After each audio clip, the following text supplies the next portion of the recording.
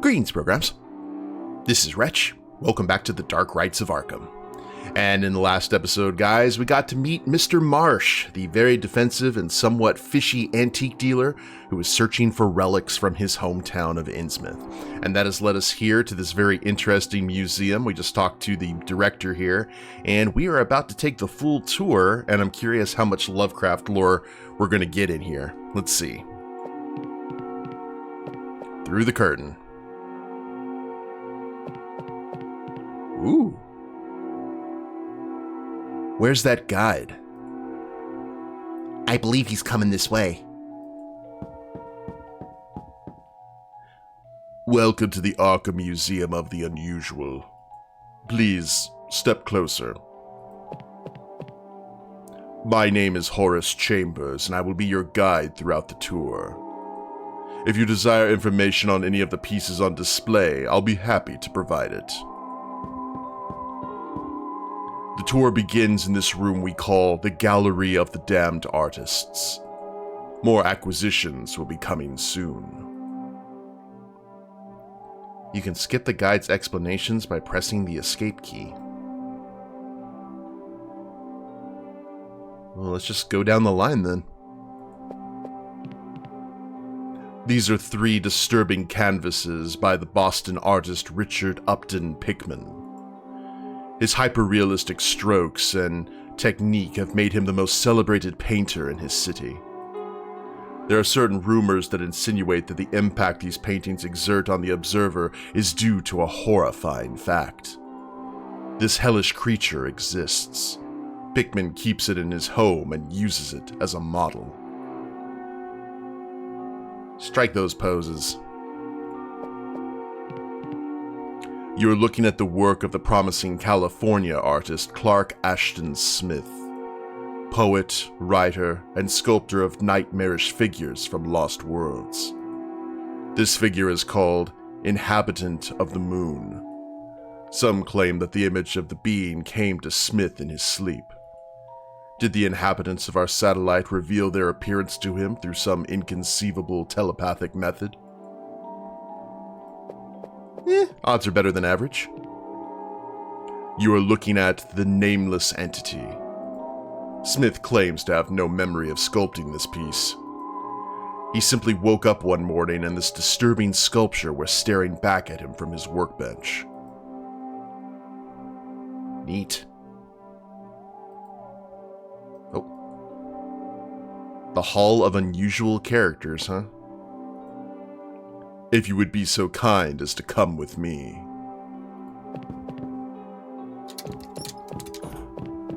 Oh, the lads! You're in the Hall of Unusual Characters. Here we find those who defied science, or who were at the center of events that would test the sanity of ordinary mortals.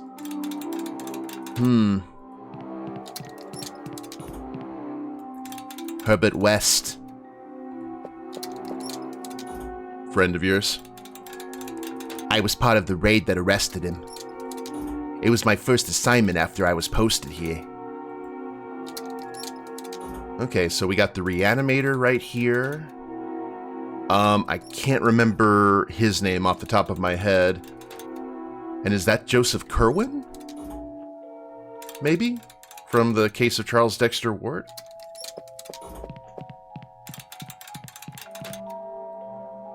The case of Dr. Munoz is the perfect example to illustrate this room.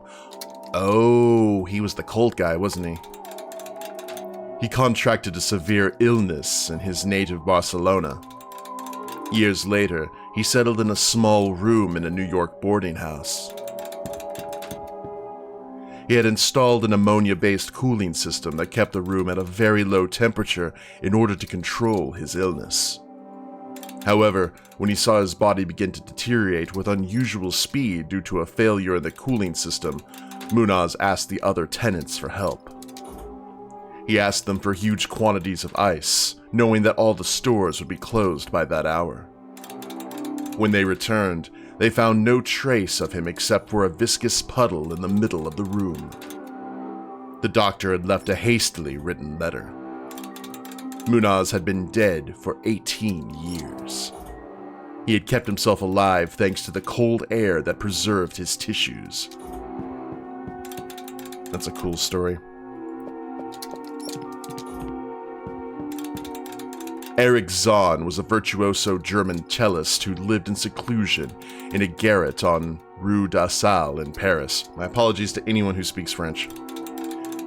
Every night, the tenants of the boarding house heard strange and frantic music played compulsively, coming from Zahn's room. One of them befriended the musician and witnessed some terrifying events. According to his account, Zahn was stalked every night by a strange and gigantic creature that only his ghostly music kept at bay. Upon witnessing these events, the man fled the building and reported the incident to the guard. Unfortunately, they did not find Erich Zahn. In fact, they couldn't even find the Rue d'Assal. Kind of reminds me of those musicians that get driven insane, like Dead Man Stomp and some other really good stories from the RPG. Dr. Herbert West, a modern-day Dr. Frankenstein, better known as the Butcher of Arkham. Obsessed with defeating death, he created a formula that, when injected into corpses, brought them back to life. However, the reanimation came with horrible consequences. The revived ones tended to have an animalistic behavior with homicidal tendencies. West believed this was because the formula was more effective on corpses that were more recent. He began to indiscriminately desecrate graves in Christchurch Cemetery, which led to his arrest by the authorities. What happened to all those revived corpses? They were put down. But it's believed that those who escaped still roam Arkham. Can we confirm that, Harvey? So you know the guy with the syringe.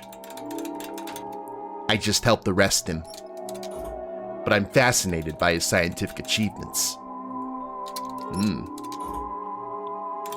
Okay, it's got look, it even has like a little AC system that puts the fog up there. That's cool.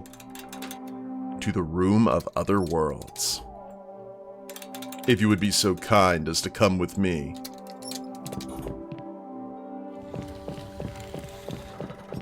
Ooh.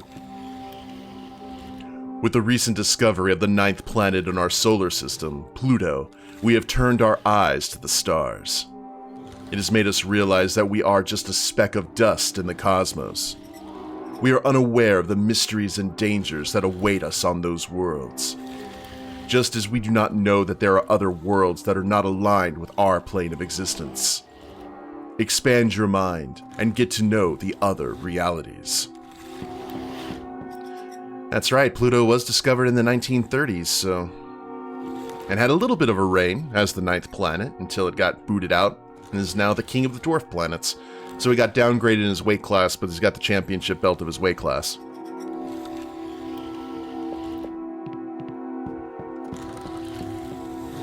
In certain astronomical circles, there's talk of the existence of the dark and mysterious planet Yugoth, located in the far reaches of our solar system. Several writings claim that it's inhabited by the Migo, an alien race of fungi that can travel across through the cosmos. What you are looking at is the depiction of its surface by French painter Antoine Girard.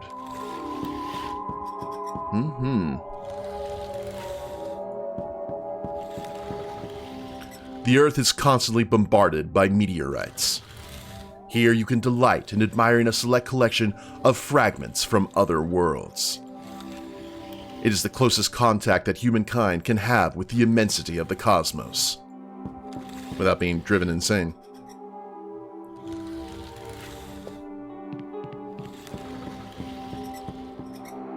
A press article published in July 1931 in the Astrophysical Society of America's Journal.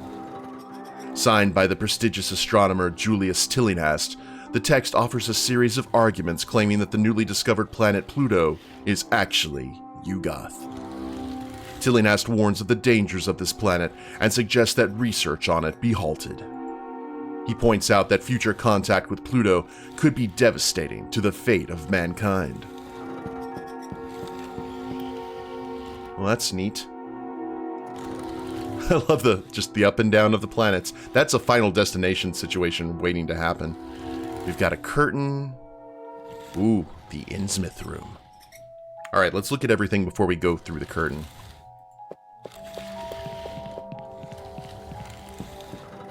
The planet Pluto, the ninth in our solar system. Discovered 3 years ago by astronomer Clyde William Tombaugh, it has fueled theories and expectations about the existence of extraterrestrial life. If you look down at the display case, you will see that these theories are supported by irrefutable evidence. Okay.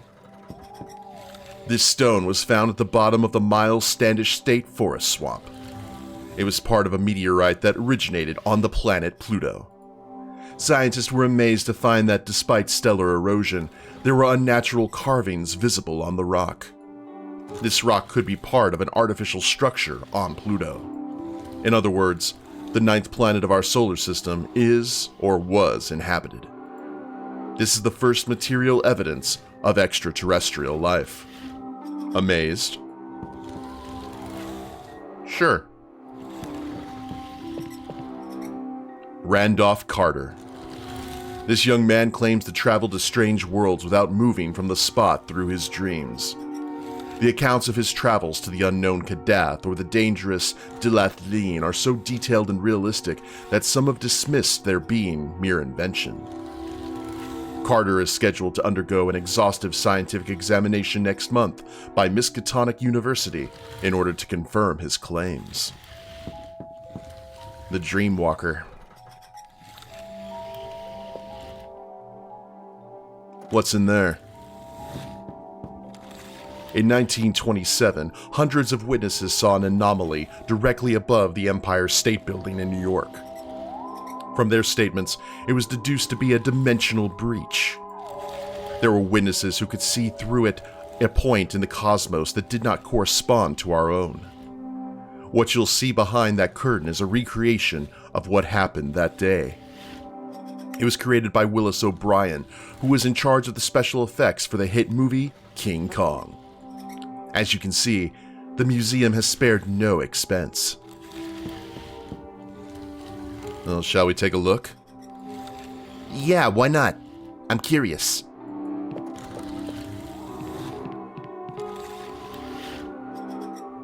I can't see shit. It's about to start. Don't be impatient.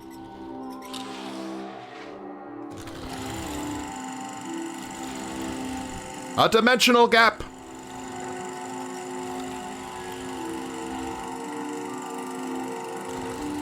Oh, I thought the Zeppelin was going to go in the portal. Oh, the humanity! A Museum of the Unusual production.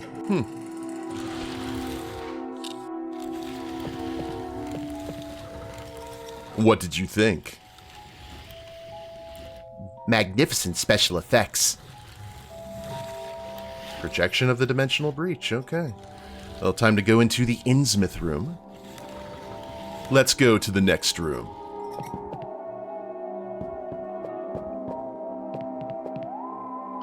This room is dedicated to the enigmatic town of Innsmouth. Its characteristic secrecy has not been an obstacle for the Arkham Museum of the Unusual to provide you with all the information about it. The museum would like to thank Zadok Allen for his collaboration in the making of this room. Hey, Zadok, a timeline where he didn't die horribly. Got a harpoon here. The Devil's Reef. Located 1.5 miles from Innsmouth Harbor, it is, or rather was, the place where Captain Obed Marsh hid the strange creatures he brought with him from the South Seas in his caves. Thanks to an eyewitness account, the federal government took action and torpedoed the base of the reef with submarines, putting an end to the bloody alliance between the creatures and the inhabitants of Innsmouth. However, it is said that the network of caves on the islet extends to abyssal depths and that those beings are still there. Yes, indeed. And the eyewitness account actually went back home to them. Captain Obed Marsh. In the middle of the last century, Innsmouth was going through a crisis that reduced all its fishing activity and plunged its inhabitants into absolute poverty. On one of his chartered voyages to the South Seas, he discovered a small village on one of the islands where strange amphibious creatures were worshipped, offering gold and abundant fish in exchange for human sacrifices. Marsh brought those creatures with him and hid them on the Devil's Reef, which you can see on the left. The town flourished again as its golden years, and the inhabitants of Innsmouth embraced the claims and beliefs of those beings, and even mixed their blood. Those who opposed this diabolical alliance were purged, leaving the town inhabited only by those akin to the creatures and their strange offspring. You may not have seen other portraits of the captain, or you may have seen other portraits of the captain with a more, shall we say, conventional appearance. But this is his true countenance, the result of his close relationship with those creatures of the underworld. At least, in the last years of his life.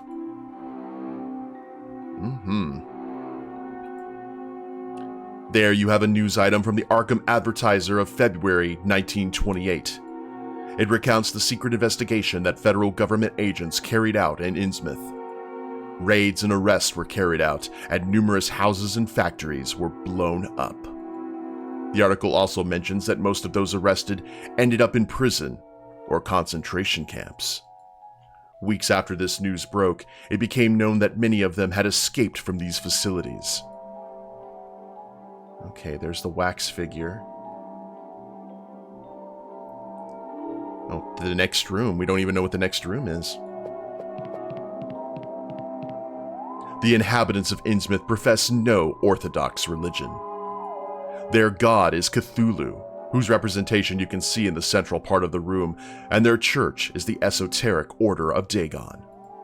This ancient tablet, with its carved emblem, was found among the ruins of the old Masonic Lodge on New Church Green, where the order was installed. The current inhabitants of Innsmouth, descendants of the blasphemous hybridization between species, undergo a metamorphosis throughout their lives. It is not so noticeable in the young, but it is in those of advanced age. Once they reach middle age, and their appearance resembles that of the creatures found by Obed Marsh, they feel the call of the sea. And there they begin a new and immortal life dedicated to the worship of their god, the great primeval god, Cthulhu.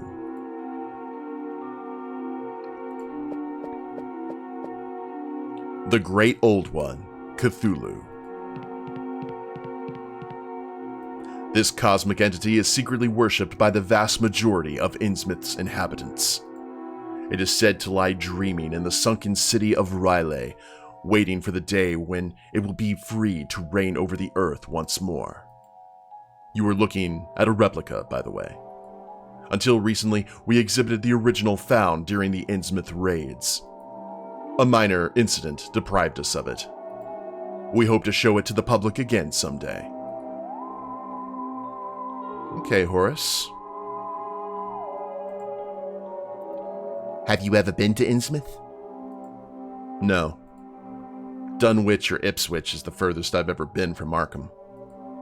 The city holds me prisoner. We are in the Innsmouth room, okay. And it doesn't look like there's anything that we can do to grab this. I can't accept that, sir. We've got to pull a weird Ed here. If you know, you know. Okay, to the next room. That room exclusively houses the infamous painting, The Faces of Madness by Francis Hold. Why isn't it in the first room with the others? The museum had to relocate the piece because... Because what? Let's go inside and I'll explain. It is a fascinating story. Come with me. No, grab the piece. Ah. Francis Hold was a promising German painter whose interest in the dark arts became an obsession. Concerned about the young man's mental health, his family committed him to an asylum where he spent the rest of his life. It is known from his writings that he continued his studies in arcane magic there. The painting behind this curtain, The Faces of Madness, is the result of merging that magic with his art. Why Hold did this is unknown. What is known for certain is that viewing this painting can affect the observer. In what way? Paranoia, depression, anger. Each person reacts differently when exposed to the painting. We were convinced that the stories about this work were mere exaggerations, but when we showed it to the public, we realized that everything that was said was true. I'm intrigued. Can we see it? Management has decided not to exhibit it until further notice. We've had some problems with some visitors. We are not just visitors. Pull back the curtain and let's see it. We won't tell anyone. I'm not authorized to do so, sir. I don't even have the pieces to activate the mechanism that moves the curtain. Bummer. I was curious about this story. Okay, so this just leads to the Innsmouth room. The Faces of Madness, Francis Hold, 1876.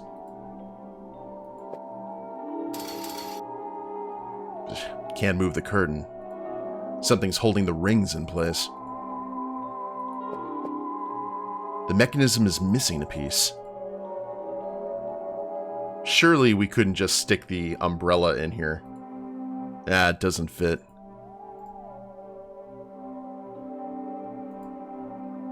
I'm curious to see that painting. Yeah, me too, buddy. Letter opener? Doesn't fit. So where have we been able to find some sort of mechanism like that?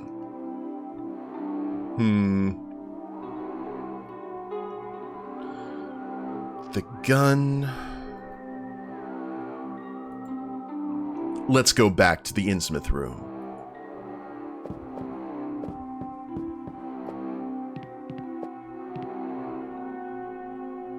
Well, I guess that is the end of the tour.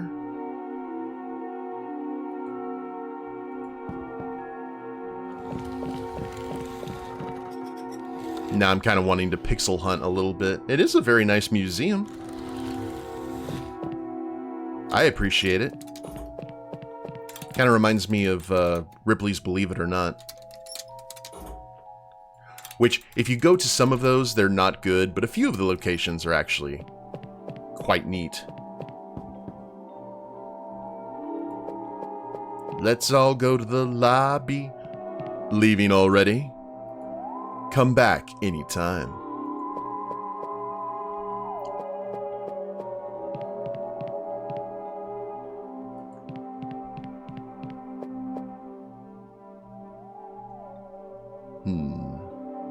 Oh. We would like to see Francis Hold's painting. The Faces of Madness. I'm afraid that won't be possible. That painting has upset many visitors lately. Some have even had violent reactions that have caused us problems. I've decided not to show it to the public for the time being while I consider what to do with it. I'm sorry I can't oblige.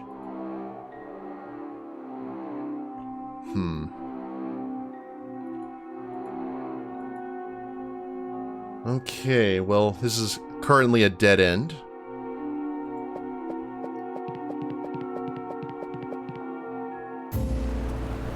So, Marsha Antiques, we went to Dr. Striner. Esoteric Bookstore, the Ishtar Gate. Now, before we do that, let's head back to the police station and check the evidence locker. Okay, to the stairs. Don't want to go back to the offices just yet.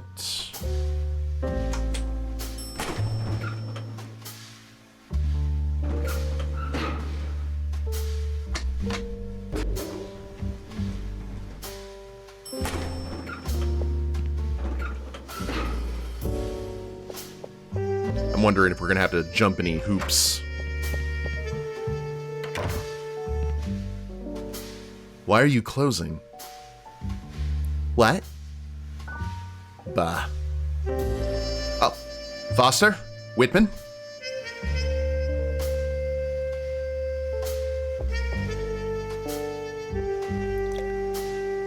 What do you know about a figure that was seized from a museum? Oh yes, we have it here. Some Innsmouth fella used it to gouge the museum owner's eye. They're savages, those inbred yokels, huh? Strangely enough, the guy didn't press charges. You know what? If it were up to me, I'd send all that rabble back to that godforsaken town they should never have left. We've got enough problems in Arkham without having to put up with those toad faces. Can I see that figure? You can't. It's not your case, Foster. I know it's not my case, but that figure is related to our investigation. You can file to examine it. Just fill it out and get it stamped by the department. Cut the red tape, will ya? I don't make the rules. Sorry. Just a quick look. That's all. They'd throw me out on the street if they found out. What am I supposed to do at 48 with no job? Starve on the street like everybody else? No, thanks. Don't insist, Jack. Wilbur would risk his job if he agreed to your request. See? Thanks, Whitman. Whose side are you on? Do you want that application or not? Yes, I have no choice. Wait here. How about you button it for a minute? We're police officers. We have to follow the rules. Here you go.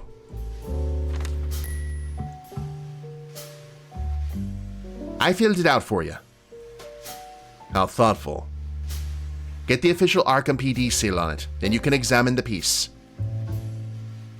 Ooh.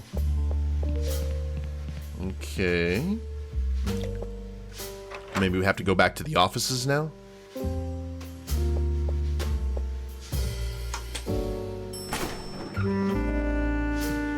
He's definitely the straight man in this duo. Elevator go up.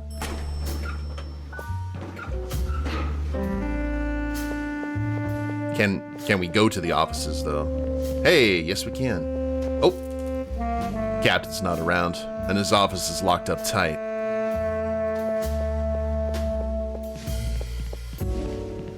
So, where could we... Well, I guess we could also get the seal. Could we get the stamp from the doctors, maybe?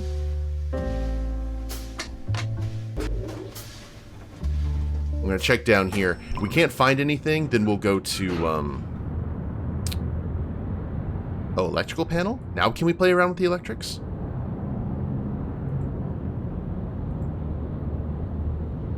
Elevator.